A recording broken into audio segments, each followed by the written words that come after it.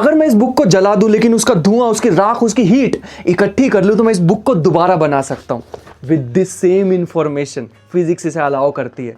आज एपिसोड 3 में कोई प्यार मोहब्बत की बात नहीं होगी, मोस्ट प्रोबेबली। इसको बहुत बेहतर तरीके से समझा जा सकता है अगर हम अपनी डिस्कशन में ब्लैक होल और स्टीफन हॉकिंग को ले आए। स्पेशली ये डायग्राम यहाँ पे देखो, बहुत मजेदार सी चीजें बताता हूं।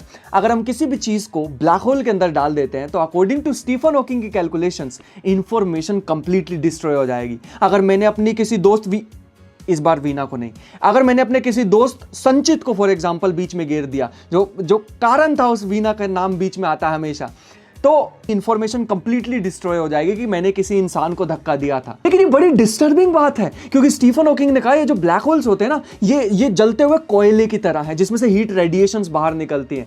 ब्लैक होल के केस में इसे हॉकिंग रेडिएशन बोलते हैं और धीरे धीरे जो ब्लैक होल होता है वो इवेपोरेट होकर गायब हो जाएगा कुछ ट्रिलियंस ऑफ ईयर्स में सिर्फ, बट गायब हो जाएगा और सारी इंफॉर्मेशन डिस्ट्रॉय हो जाएगी, जो कि क्वांटम मैकेनिक्स की बेसिस को हिला के रख देता है। क्वांटम मैकेनिक्स कहती है information is conserved, information destroy नहीं हो सकती है।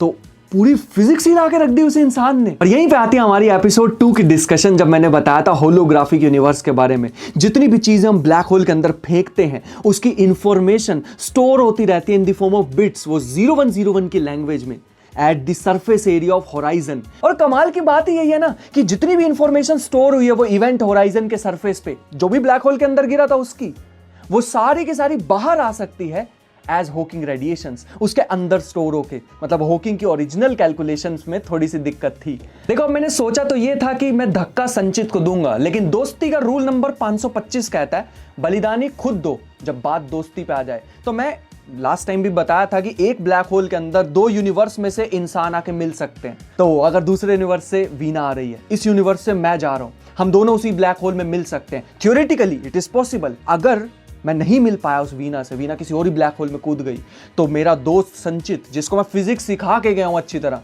वो सारी की सारी हॉकिंग रेडिएशंस को कलेक्ट कर ले तो वो दोबारा उस राजन को क्रिएट कर सकता है, दोबारा बना सकता है। It is possible theoretically. Practically तो ये बातें हैं सिर्फ करने की, जो हम कर रहे हैं।